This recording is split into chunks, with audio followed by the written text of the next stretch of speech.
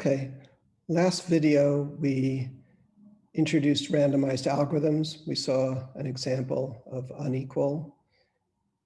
We gave a randomized algorithm based on picking a random prime and computing both sides mod this random prime. And then we introduced the complexity class RP, standing for randomized polynomial time. And we saw that RP is contained in NP and it contains P. And today we're going to explore this class further. We're going to see primality testing, and we're going to see a generalization of RP. Testing whether a number is prime has fascinated mathematicians for some 2,000 years. So the naive algorithm to test if a number is prime is trial division. Test if n is divisible by 2, 3, 4, etc., up to square root n. Or you could just look at try to divide by the primes up to square root n. It won't really matter much. This takes time about square root n times polylog n. So some people, when they see this, they think that this is a polynomial time algorithm, but it's not, because the input length is just log base 2 of n. Right? The number big N can be expressed with just log base 2 of n bits. So let's call that little n. And then this is exponential in little n. Now, composites is in NP. A certificate is a non-trivial factor. So the randomized algorithm is not going to be just try to pick a factor at random. That's not going to work because there aren't too many factors. So we'll have to do something quite different. But nevertheless, we'll be able to show that composites is an RP. Now, in fact, the certificate cannot be a factor because factoring is believed to be hard. So we'll actually be able to show a number is composite without exhibiting a factor. And how can we do this? Well, we'll appeal to something called Fermat's little theorem, which says that if P is prime and P does not divide A, then A to the P minus 1 is congruent to 1 mod P. So proof that 6 is composite is that 5 to the 6 minus 1 is not congruent to 1 mod 6. Now, this is a silly way to show that 6 is composite, but for larger values of 6 or whatever number you want to test, it turns out to be a good method. So here's a wishful converse to Fermat's little theorem. Suppose that M is composite.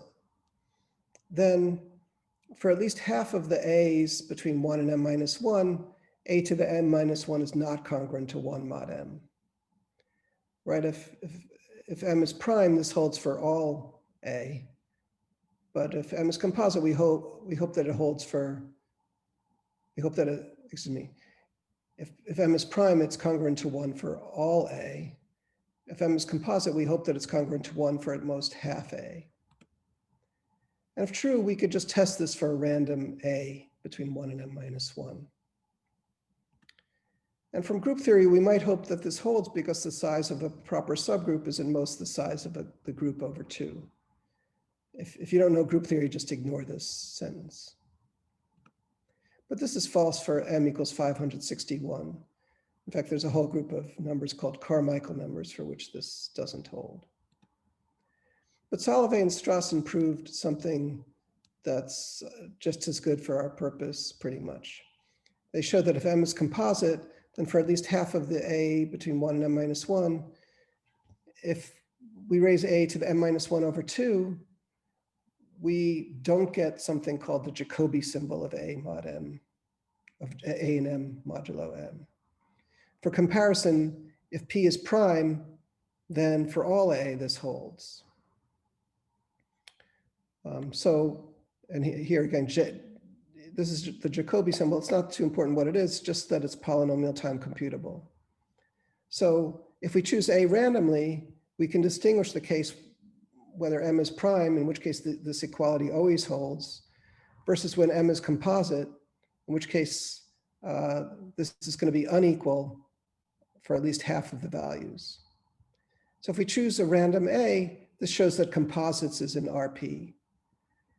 So their certificate is when a to the m minus 1 over 2 is not congruent to j of am, right? Because if it is congruent, that it could be prime or composite. Okay, so that's a rough idea. Okay, so this class RP is extremely useful. It captures things like composites, and we saw a toy example earlier, but it's not necessarily the most general form of a randomized algorithm. An RP algorithm will never say yes when the answer is no. But what if we want to capture randomized algorithms that might err in both directions? So the complexity class BPP allows both types of error. BPP stands for bounded error probabilistic polynomial time. It's kind of a weird name, but that's the name. So we say that a language L is in BPP if and only if there's a probabilistic polynomial time Turing machine M, such that if W is in the language, the probability M accepts W is at least 2/3. Whereas if W is not in the language, the probability of acceptance is at most 1/3. And like in RP, we can reduce the error via repetition, but this time it's not so obvious. We will see a proof later, but it's not obvious, but you can accept it for now. Now, RP is contained in BPP.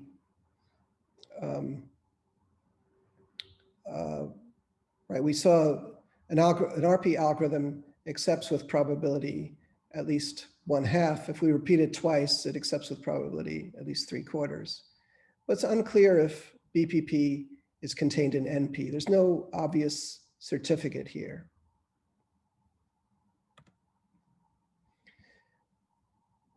So even though BPP may not be contained in NP, BPP is contained in P space. And the proof of this is as follows. Suppose L is a language decided by some BPP machine M that uses R random bits. Since M runs in polynomial time, R must be polynomial in the input length N.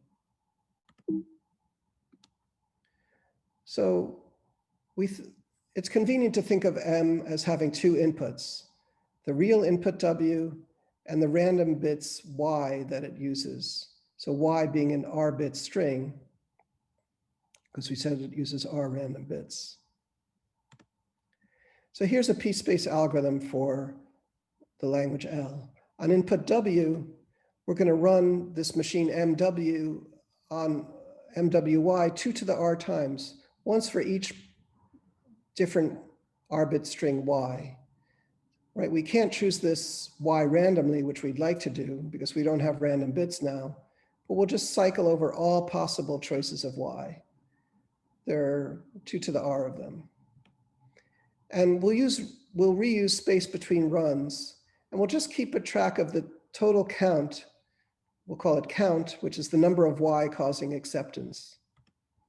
And we'll accept if the count is bigger than 2 to the R minus 1. So this corresponds to accepting if and only if the probability M accepts is greater than 1/2.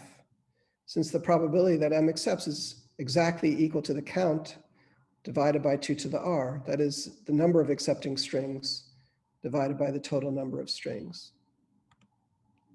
So this is correct almost by definition, and it runs in polynomial space because we reuse space between runs. And we're just keeping track of this count that stays, but that we need to keep track of throughout, but this is easily stored using R bits.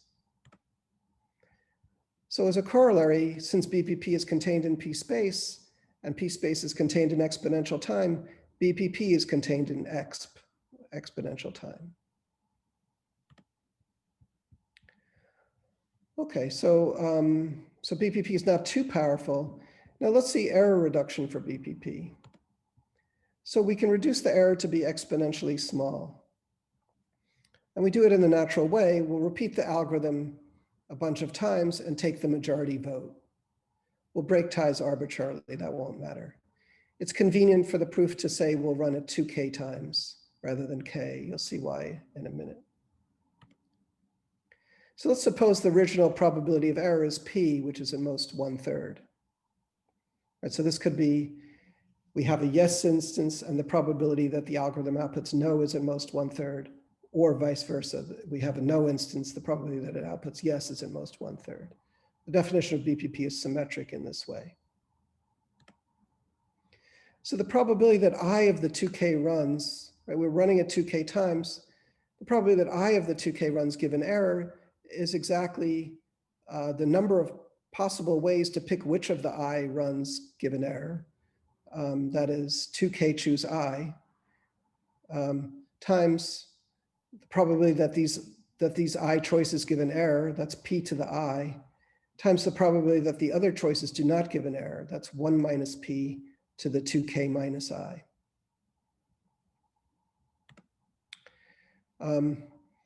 Now, the biggest error for majority occurs when p equals 1/3, so it's convenient to just think of p equals 1/3.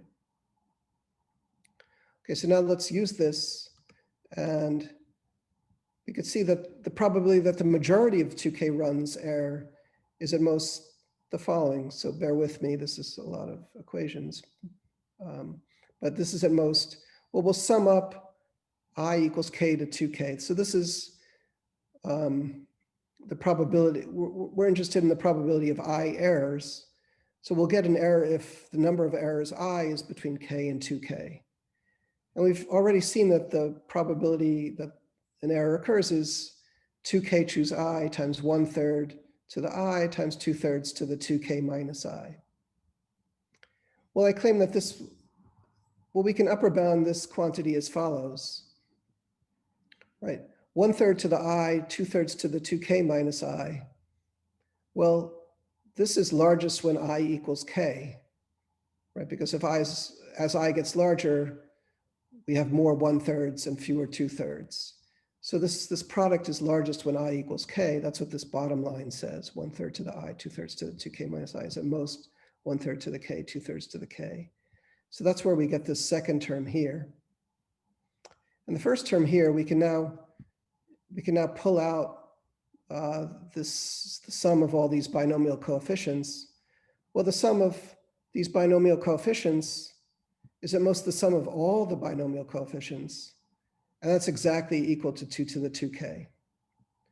So that tells us that this whole sum is at most 2 to the 2k times 1/3 to the k times 2/3 to the k, which is 8, which just multiplying gives 8/9 to the k.